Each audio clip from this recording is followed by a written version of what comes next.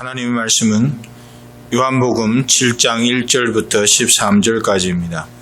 우리가 한 절씩 교독하겠습니다. 이후에 예수께서 갈릴리에서 다니시고 유대인에서 다니려 아니하심은 유대인들이 죽이려 함이라. 유대인의 명절인 초막절이 가까운지라. 그 형제들이 예수께 이르되 당신의 행하는 일을 제자들도 보게 여기를 떠나 유대로 가소서. 스스로 나타나기를 구하면서 묻혀서 일하는 사람이 없나니 이 일을 행하려 하거든 자신을 세상에 나타내소서. 이는 그 형제들이라도 예수를 믿지 아니함이라.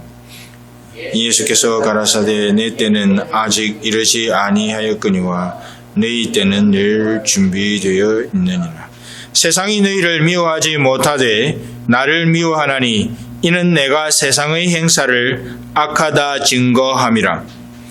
너희는 명절에 올라가라. 나는 내 때가 아직 차지 아니하였으니 이 명절에 아직 올라가지 아니하노라. 이 말씀을 하시고 갈릴리에 머물러 계시니라.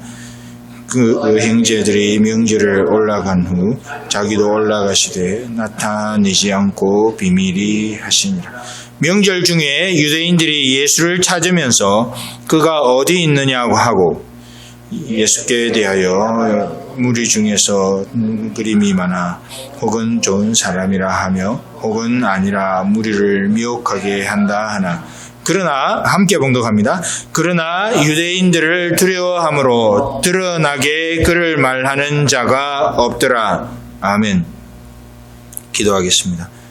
하나님, 주의 말씀이 능력입니다.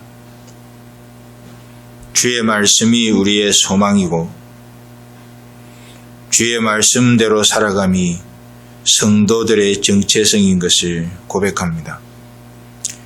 하나님, 우리가 이 말씀을 살펴보려고 합니다. 주의 성령께서 우리 안에 조명해 주셔서 우리로 하여 이 말씀을 깨닫게 하시고 말씀대로 살아갈 수 있도록 성령 하나님께서 힘을 주시고 용기와 담력을 주시옵소서. 악한 영의 권세가 우리의 마음을 흔들어서 말씀을 향한 우리의 시선을 거두어가는 일이 없도록 주님 도와주시기를 간절히 소망합니다. 예수님의 이름으로 기도하옵나이다. 아멘. 사람이 인생을 살아가다 보면 그 인생사에서 자기의 의향과는 다른 어떤 일들을 경험하게 되는 일이 많습니다. 우리 장로님 기도 중에도 언급한 바가 있지만 우리 이 코로나 팬데믹이라고 하는 이 상황을 누가 겪고 싶어서 그렇게 겪는 사람이 누가 있겠습니까? 그런데 우리가 이런 상황을 겪지 않았으면 좋겠다 하는 마음이 늘 넘치지만 그러나 이미 이 상황이 우리에게 닥쳐와 있고 그런 가운데 힘든 상황을 겪어가는 우리 성도들도 있고 또 그런 가운데 우리가 믿음을 지켜가며 하나님 앞에 예배하는 일에 마음을 쏟는 우리 나성삼일교회에 또 있는 것을 보며 이런 생각을 자주 하게 됩니다. 우리가 살아가는 동안에 참 원하지는 않아도 겪는 일들이 많이 있구나. 예를 들면 이런 것이죠. 아무리 하고 싶은 것이 있어도 어쩔 수 없이 할 수 없게 되는 경우가 많이 있지 않습니까? 굳이 예를 들지 않아도 우리는 그런 경험들을 자주 합니다. 또 반대의 경우도 있습니다. 아무리 하기 싫어도 어쩔 수 없이 해야 되는 경우가 또 있습니다. 하고 싶은 것들을 하지 못하게 되면 어떤 상황이 벌어집니까? 마음이 막 아쉬워지는 거죠. 그 아쉬움은 이루 말할 수가 없을 것입니다. 또 하기 싫은 것들을 강제로 어쩔 수 없이 해야 하는 상황이 벌어지면 또 우리 마음은 어떻습니까? 마음에 큰 부담이 있죠. 그 부담을 우리가 부인하기가 또한 어렵습니다. 내가 꼭 이걸 해야 하나 그런 생각이 들기 마련이죠. 자, 그런데 오늘 우리가 읽은 이 본문의 말씀을 보면 이 예수님의 상황이 그와 비슷한 상황인 것을 우리는 알 수 있습니다. 예수님께서 유대 땅에 올라가고자 하지 않았습니다. 자, 그런데 예수님의 형제들이 오늘 본문의 표현에 의하면 예수 형제들이라도 예수를 믿지 아니함이라. 예수를 안 믿었다는 말은 예수님의 삶의 목적과 그분의 삶의 패턴을 이 형제들이 몰랐다는 이야기입니다.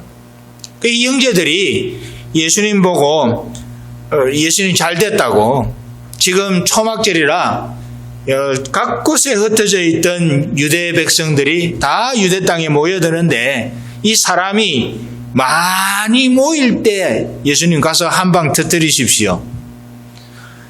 예수님, 당신의 이름이 드러나기를 원하지 않습니까? 스스로 나타나기를 원하지 않습니까? 그래서 앞서서 5,000명을 물고기 2마리와 보리떡 5개로 먹이시지 않으셨습니까? 이 기회입니다.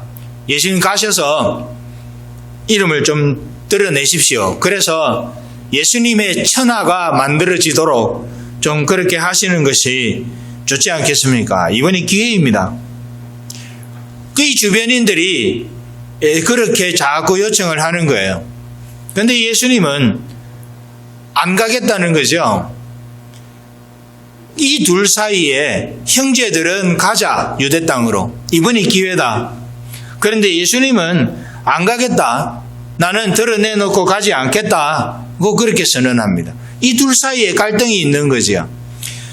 지금 주변 사람들은 예수님이 하고 싶지 않은 것을 자꾸 하라고 부추기는 겁니다. 이런 모습이 하기 싫은 것을 해야만 하는 그런 갈등 구조에 우리가 종종 들어갈 때가 있는데 그런 상황과 비슷하게 보이는 것입니다. 우리 같으면 어떻게 생각하겠습니까? 이것을 기회라고 생각하지 않겠습니까? 앞서서 보리떡 5개, 물고기 2마리로 5,000명을 먹인 그 여세, 그 힘을, 그 탄력을 가지고 큰 일을 할 수도 있겠다. 왜 예수님께서는 이것을 거절하시지? 5,000명 먹인 이 위대한 사건을 가지고 말도 안 되는, 사람으로 보면 이해가 안 되는 이 사건을 가지고 하나님의 능력을 나타내셨으면 그 능력을 가지고 계속해서 탄력을 받아서 사람들 앞에 하나님 나라의 영광과 하나님께서 기뻐하시는 일들을 하면 되잖아. 그런데 예수님께서는 그러지 않겠다라고 몇 번에 걸쳐서 말씀하십니다. 사실 우리는 인간적인 차원에서 보면 이런 예수님의 태도가 좀 이해가 안 됩니다. 그런데 성경은 이런 예수님의 태도에 대해서 왜 그러시는지, 이게 어떤 의미를 가지고 있는지를 한 3가지로 그 장면을 통해서 설명을 합니다. 첫 번째는 뭔가 하면 예수님께서 갈릴리에서만 다니시고 유대로 가지 않으시는 현실적인 이유가 이 유대인들이 예수님을 잡아 죽이려고 하니까, 이유는 모르겠습니다. 그러나 예수님을 죽이려고 하는 유대인들 때문에 그 위험을 피하기 위해서 가지 않겠다. 갈릴리에만 다니신다라고 성경은 그렇게 표현합니다. 1절을 한번 보십시오. 이후에 예수께서 갈릴리에서 다니시고 유대에서 다니려 아니하심은, 갈릴리에만 계시면서 유대 땅에 안 가겠다라고 하시는, 그렇게 안 가시는 그 이유가 무엇인가 하면 유대인들이 죽이려 함이라. 유대인들이 예수님만 만나기만 하면 잡아 죽이려고 어르렁거리고 있으니까 이 성경은 예수님께서 그런 현실적인 이유 때문에라도 유대 땅으로 안 가겠다라고, 그래서 갈릴리에만 머물고 계신다라고 그렇게 말하는 것입니다. 그런데 여러분, 이 말씀이, 이 7장 1절에 이 말씀이 좀 이상하지 않습니까? 예수님께서는 이 땅에 왜 오셨어요?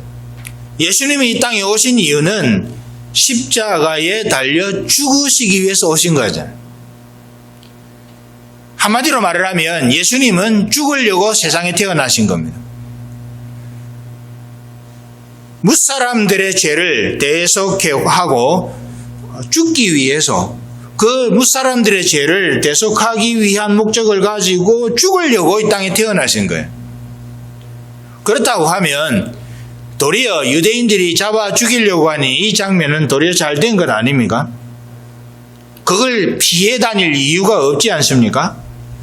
유대인의 핍박을 받아서 그냥 죽는 자리로 그렇게 가면 되지 않습니까? 그런데 예수님은 그러지 않으시고 피해 다니십니다.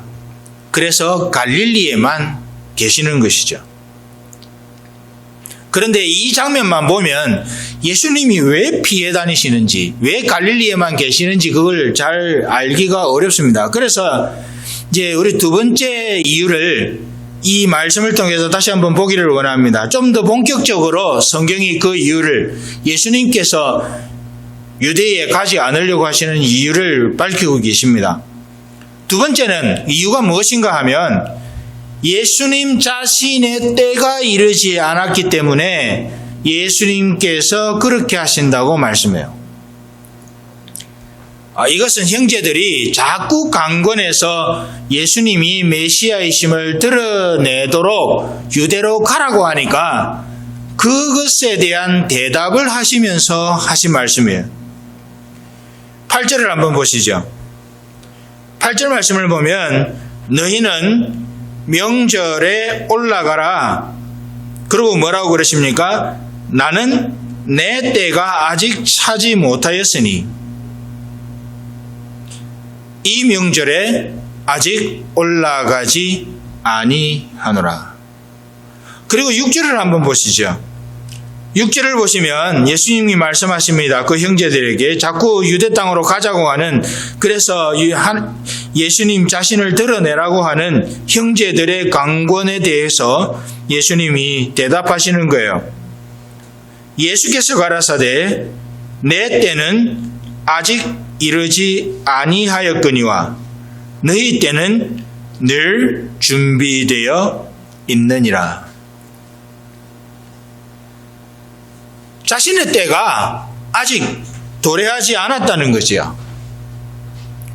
지금 내가 가야 할 때가 아니라는 거지요. 이 말은 무슨 말인가 하면 유대 땅으로 가야 할 때가 있다는 거예요. 지금 유대 땅으로 내가 가야 되는 것은 맞는데 지금 가야 하는 그런 상황은 아니다라고 하는 것을 이야기를 하는 겁니다. 그런데 세 번째 장면을 한번 보십시오. 예수님께서 그렇게 안 올라가겠다고, 형제들이 초막절을 지키러 같이 올라가서 이 유대인들 앞에서, 전체 유대인들 앞에서 한 방 터뜨리십시오, 그렇게 자꾸 강권하는데 안 올라간다고 그러셨잖아요. 그런데 나중에 10절을 보면 주님께서 좀 다른 방향에서의 행동을 하시는 것을 볼 수 있습니다. 10절을 한번 보겠습니다. 그 형제들이 명절에 올라간 후 자기도 올라가시되 나타내지 않고 비밀히 하시니라. 앞에서는 안 올라간다고, 안 가겠다고 말씀하셨습니다. 그러고 나서 우리 주님께서 어떻게 하십니까? 올라갑니다. 앞에서 말을 했던 것과는 달리 명절을 지키기 위해서 유대 땅으로 올라가는데 어떻게 올라갑니까? 몰래, 숨어서, 은밀하게, 비밀하게 올라가십니다. 아무도 눈치채지 못하도록. 형제들 앞에서는 올라가지 않겠다고 말했지만 나중에 형제들이 다 올라가고 난 다음에는 공개적으로 하지 않고 다른 사람이 눈치채지 못하도록 은밀하게 절기를 지키기 위해서 올라가는 겁니다. 어떻게 하든지 유대인으로서 절기는 지키는데 자기의 정체를 드러내지 않으려고 애쓰는 예수님의 의도가 여기에 보이는 장면입니다. 여러분, 이 세 가지 경우, 이 장면들을 보시면서 어떤 생각이 드셨습니까? 이 몇 가지 경우, 이 세 가지 경우 안 올라가겠다. 왜? 거기에는 나를 죽이려고 하는 사람들이 있기 때문에. 또 안 올라가겠다. 내 때가 아직 아니다. 그리고 또 뭡니까? 나는 유대인으로서 올라가기는 가는데 내 정체를 드러내고 싶지 않다. 그런 의도를 지금 보여주고 계시는 거죠.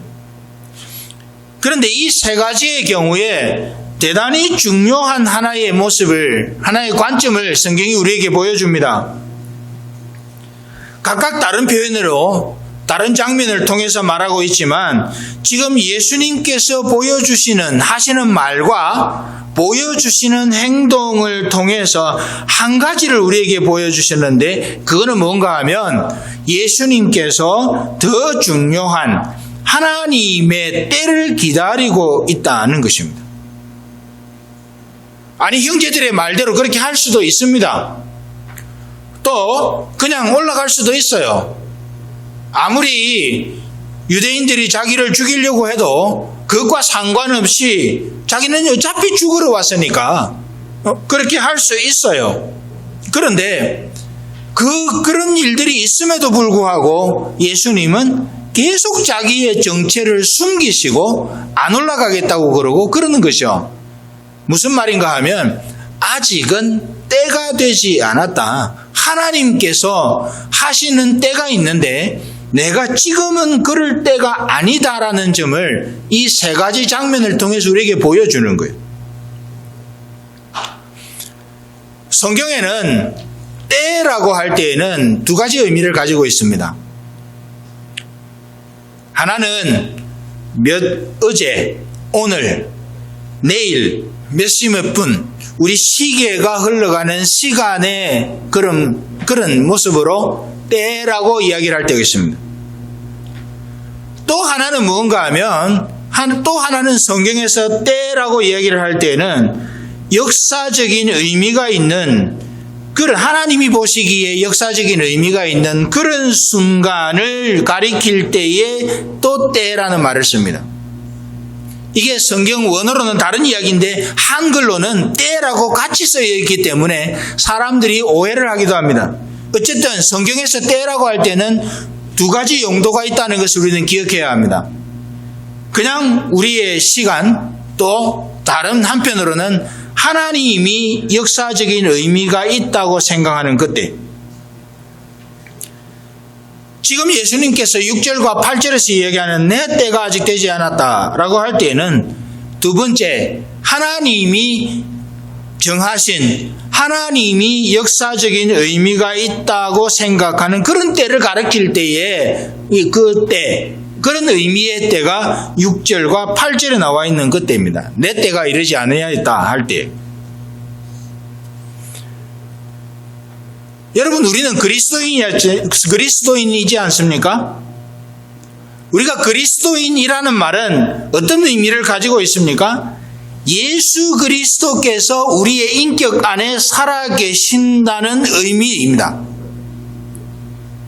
이것은 다른 말로 표현을 하면 우리 안에 살아계신 그분의 향기가 우리의 삶의 태도를 통해서 나타나고 보여지는 존재라고 하는 뜻으로 나는 그리스도인입니다. 나는 예수쟁이입니다. 라는 표현을 쓰는 거죠. 나는 그리스도인입니다 라고 말을 하면서 I'm a Christian이라고 말을 하면서도 그 삶의 장면을 통해서 하나님의, 예수님의 그 흔적이 보여지지 않으면 그 고백이 다시 한번 점검되어져야 될 필요가 있게 되는 것이죠. 어찌되었든 우리가 그리스도인이라고 할 때에는 우리 안에 예수님이 살아계신데 그 예수님의 삶의 태도가 우리의 삶의 모습을 통해 보여져야 하는 존재라는 의미로 쓰인다는 것이죠. 혹 완벽하지는 않을지라도 실수가 많잖아요. 또 완벽하지는 않을지라도 그 흔적이라도 보여야 된다는 것이죠. 자, 그런 의미에서 한번 보십시오. 오늘 우리 예수님은 뭘 어떻게 하고 있습니까? 하나님, 성부 하나님이 정하신 그 때를 기다리면서 그 때에 이루어 가실 하나님의 계획을 이루기 위해 그것을 기다리고 계시는 거죠. 이게 예수님이 오늘 말씀에서 보여주시는 하나의 태도입니다. 자, 그러면 이 예수님이 우리 안에 살아 계시잖아요. 이 예수님이 우리 안에 살아 계시면 우리의 삶 역시도 예수님이 보여주신 것처럼 하나님이 하시는 그 때를 기다리는 기다림의 태도가 우리에게 필요하다는 것이죠. 전능하신 예수님께서도 성부 하나님이 정하신 때를 기다리며 자기의 의지대로 그것을 하지 않으셨습니다.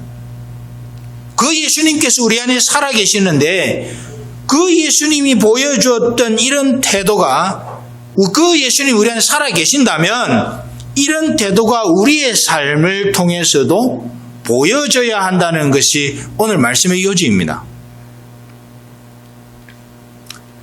여러분, 디모데후서를 잘 아시잖아요. 디모데후서를 보면 디모데후서는 사도 바울이 유언장을 쓰듯이 디모데에게 쓰는 편지입니다. 사도 바울의 생애에서 제일 마지막 편지가 이 디모데후서입니다.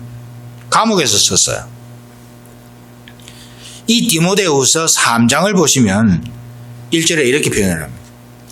네가 이것을 알라. 말세에 고통하는 때가 이르리니. 그 다음에 쭉 나오면서 몇 가지를 이야기를 하고 나서 말세에 고통하는 때의 증상 가운데 하나를 조급하며 라고 표현을 합니다. 여기서 바울은 디모데에게 말세의 징조에 대해서 경고하는데 바울이 그렇게 경고하고 있는 말세의 징조 중에 하나가 사람들 사이에 있는 조급함의 태도라는 것입니다. 왜 이런 태도가 나오는 줄 아십니까? 왜 이런 태도가 나오는가 하면 자기가 의도하는 때에 자기의 일이 이루어지지 않으면 조급해집니다. 그 상황이 되면 왜 안 될까? 빨리 되어야 되는데 그런 마음을 가지면서 조급해지는 거죠.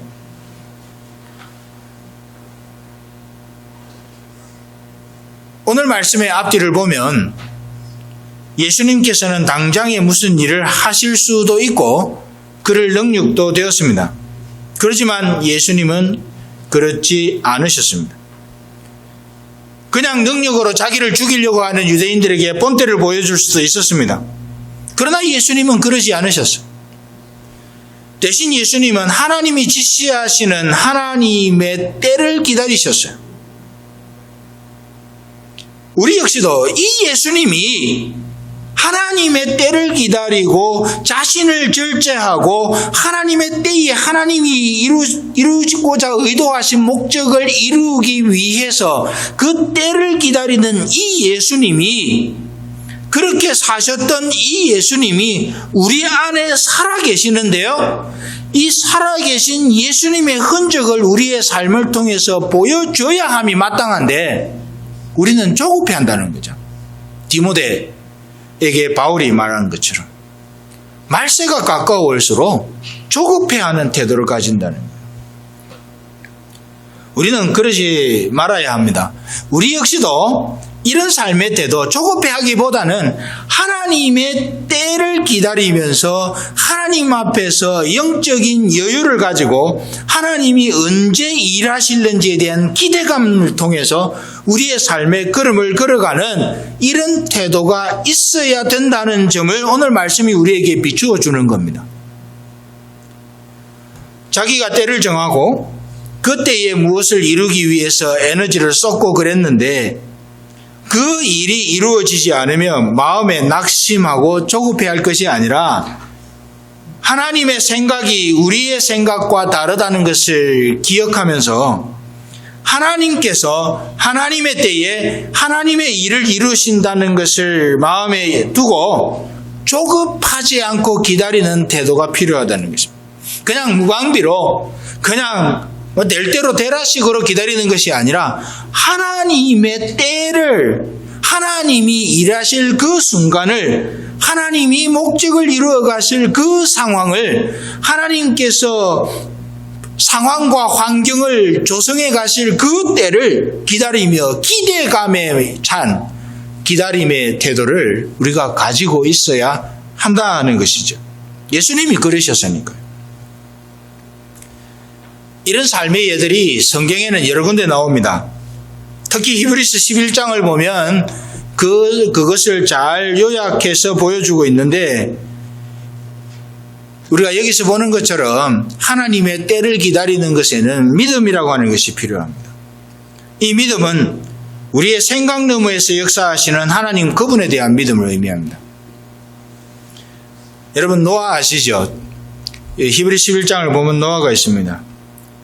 노아가 어느 날 하나님께로부터 명령을 받습니다.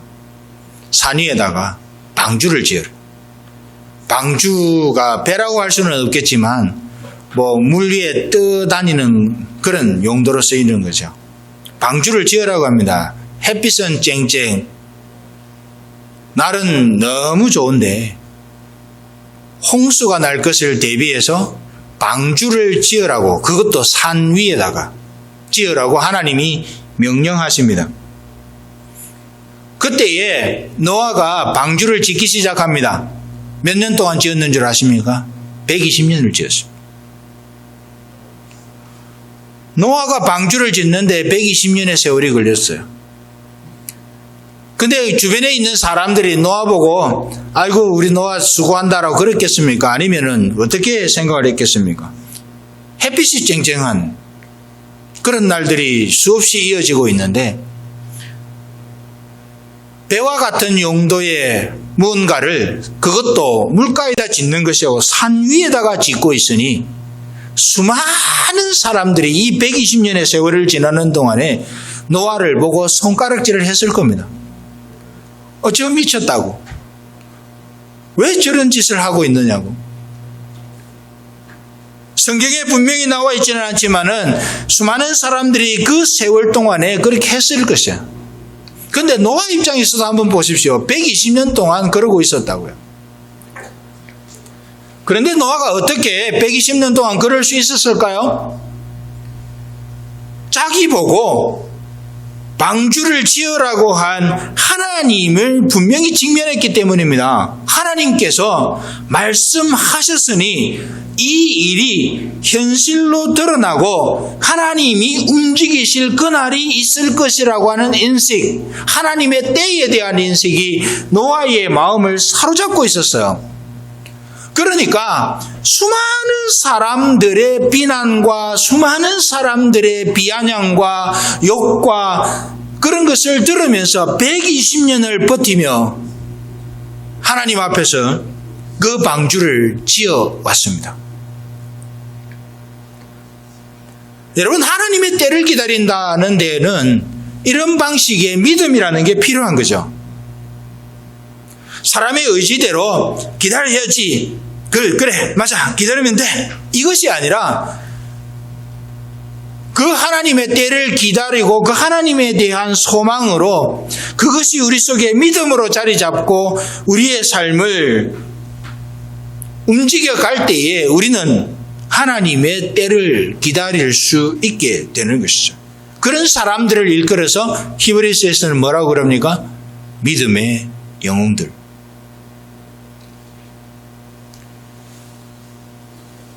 얼마 지나지 않아서 우리가 힘들게 지나왔던 2020년도 한 해가 마감이 될 것입니다. 한 달 반 정도, 한 달 반 약 못 되는 시간 지나고 나면 2020년도라고 하는 한 해는 마감이 됩니다. 그래서 2020년은 두 번 다시 돌아오지 못할 역사의 한 장면으로 그 뒤안길로 사라지게 될 것입니다. 우리의 의도와는 다른 방향으로 흘러왔던 이 한 해 동안 정말 쉽지 않았습니다. 교회로서는 야심차게 세운 계획들이 많이 무너지기도 했고, 예측하지 못했던 일들을 만나 개인적으로 어려운 시간들을 지나온 것이 올 한 해였습니다. 작년 연말 때만 되어도 2020년도에 이런 상황이 전개될 것이라고는 아무도 생각하지 못했습니다. 어찌됐든 정말 쉽지 않은 한 해를 지나왔다고 우리는 그렇게 생각이 들어집니다. 그런 힘든 시간들이 개인적으로 그 느낌의 차이는 있겠지만 지금도 아직도 우리 주변에서 지속되고 있는 것이 현실입니다. 그런 가운데에서라도 2020년도 한 해는 이미 그의 마지막을 향해서 달려가고 있습니다. 또한 그럼에도 불구하고 2021년이라는 새로운 한 해에 대한 일말의 기대감이 또한 우리에게 있습니다. 그 새로운 한 해가 우리 앞에 펼쳐질 것입니다. 나는 2021년도를 맞이하지 않을 거야. 아무리 말로 그렇게 선언을 해도 시간의 흐름 속에서 2021년도는 우리 앞에 다가오게 되어지고 우리 앞에 펼쳐질 것입니다. 우리가 이런 상황에서 어떻게 해야 되겠습니까? 이러한 때에 우리 모두는 각자 기대감을 가지고 여러 가지 계획도 세울 것입니다. 늘 그랬던 것처럼. 하나님, 2020년도에는 이런 일들이 너무 많았습니다. 기도하는 대로 시행해 보지 않아 못했던 것도 많습니다. 힘든 일도 많았고 하나님의 영광을 위해서 내가 연초에 계획했던 것을 제대로 이루지 못한 것도 너무 많았습니다. 그러면서 2021년도는 다시 한번 어떻게 해보겠노라고 다짐하는 그런 기회도 되어질 것입니다. 하나님께서 여러분들의 그런 모든 상황을 살펴주시면서 여러분들의 삶의 과정을 다 축복해 주시기를 원합니다. 다 암울한 것 같던 2020년도 한 해를 지나왔을지라도 우리가 그 하나님이 주신 복을 헤아려 보면 그래도 하나님께서 우리를 붙잡고 계시고 우리의 하나님 되심을 순간순간마다 보여주셨던 흔적들이 있습니다. 그 모든 것을 돌아보며 또 새로운 한 해를 맞이하는 저와 여러분 모두에게 하나님이 큰 은혜의 축복을 흘려 보내주시기를 간절히 소망합니다. 그런데 우리가 한 가지 주의하고 다시 돌아봐야 될 것이 있습니다. 오늘 예수님께서 우리에게 보여주셨던 것처럼 우리가 어떻게 이렇게 해보리라, 2021년도에는 내가 이런 것들을 한번 해보리라, 2020년도에 펼쳐보지 못했던 내 계획을 다시 한번 리셋해서 2021년도에는 한번 이루어보리라는 그런 마음도 귀중하지만 우리가 이런 변화의 시점에 잊지 말아야 할 것이 있습니다. 하나님의 때입니다. 항상 우리가 중심이 되어서 내 생각의 중심을 가지고 모든 일을 계획할 때에는 안 되면, 우리가 앞서 살펴본 대로 안 되면 마음이 조급해집니다. 그럼에도 불구하고 우리에게 새롭게 다가오는 또 한 해를 계획하면서 우리가 잊지 말아야 할 것은 하나님께서 역사하실 그때, 하나님께서 우리의 삶을 하나님의 영광을 위해서 우리의 인생의 순간순간을 펼쳐가실 그때가 언제인지에 대한 기대감을 가지고 2020년도도 평가하고 2021년도도 계획할 수 있기를 바랍니다. 그 하나님의 때에 대한 기대가 없으면 그저 인간적인 계획과 인간적인 목표 설정으로 끝이 나는 거예요. 그러면 우리는 마음이 어려워질 때도 있고 그 마음이 힘들어질 때도 있고 왜 이런 상황이 내게 펼쳐지지 하는 그 마음의 염려도 생기게 되는 거예요. 그러나 상황이야 어찌되었든지 간에 하나님께서 하나님의 때에 새로 주신 2021년도 이 한 해 동안 하나님의 프로세스를 따라 하나님의 계획을 따라 하나님의 그 아름다운 자원을 부으셔서 우리로 하여금 언제 어떻게 무엇을 해야 할지 알려주시는 은혜가 넘치도록 그 기대감을 가지고 우리가 하나님 앞에 2021년도를 기대해가는 그런 저와 여러분들이 다 될 수 있기를 바랍니다. 그래야 우리의 삶에는 하나님이 주시는 은혜에 대한 아름다운 결과물들이 생기게 될 것입니다. 오늘 본문에서 예수님께서 보여주신 것처럼 우리 생각의 한계 너머에서 역사하실 하나님과 그 하나님께서 펼쳐가실 역사적인 의미가 있는 그때, 하나님의 역사를 시작하시는 그때에 대한 기대감이 저와 여러분 모두에게 충만하시기를 간절히 소망합니다. 그러면 하나님께서 그 기대가 없으면 하나님이 일하시는 것이 하나의 어떤 놀라운 일들이 될 따름이지만 그 기대를 가지고 움직일 때에 하나님의 놀라우신 역사가 일어나는 그 순간이 우리에게는 그냥 인간적으로 놀라운 순간이 아니라 하나님이 나타나시는 정말 기쁨과 감사와 찬양의 때가 되는 것입니다. 세상 사람들은 그런 장면들을 만나면 그냥 놀랍다 정도로 끝나지만 우리는 뭐예요? 하나님의 때에 기대하고 있었는데 그렇게 하시 언젠가 하나님이 이런 일들을 언젠가 하나님이 움직이실 것을 기대하고 있었는데 하나님이 정말 움직이셨구나. 정말 하나님이 그때에 하나님의 때에 일하셨구나. 그러면 뭐예요? 놀라운 정도를 넘어서서 감사와 찬양과 주체할 수 없는 마음에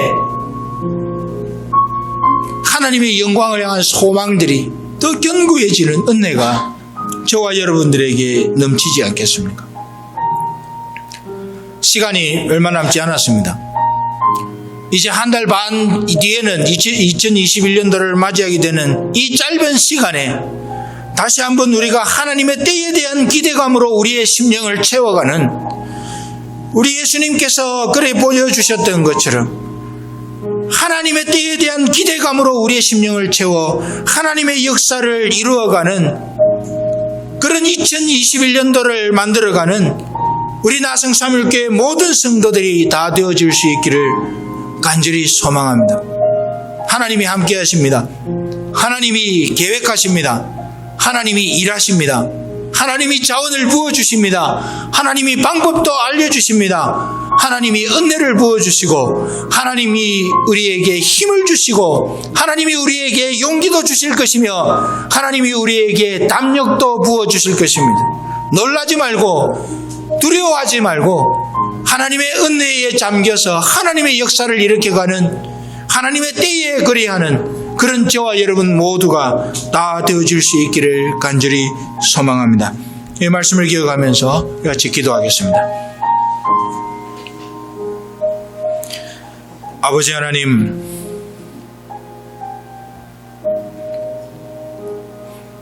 아버지 하나님, 우리가 하나님의 백성이라고 하면서도 하나님이 일하실 그때를 기다리기보다 내 스스로 때를 설정하고 내 스스로 할 수 있다고 자기 안에서 나오는 자원들을 충분히 활용하면 하나님의 때와 상관없이 내가 무엇을 할 수 있다고 오해해왔던 우리들을 하나님 용서해 주시기를 원합니다. 아버지 하나님이여, 성부 하나님의 때를 기다리며 유대 땅으로 올라가는 것도 그런 상황 가운데에서도 자신의 정체를 철저하게 숨기고 하나님의 때가 되었을 때에 드러나기를 소망했던 예수님의 그 삶의 태도가 오늘 우리의 삶에 온전히 자리 잡고 그것이 또한 우리의 삶의 모든 측면에서 향기로 드러날 수 있도록 하나님이여 도와주시기를 간절히 소망합니다. 하나님이여 함께해 주옵소서. 예수님의 이름으로 간절히 기도하옵나이다. 아멘.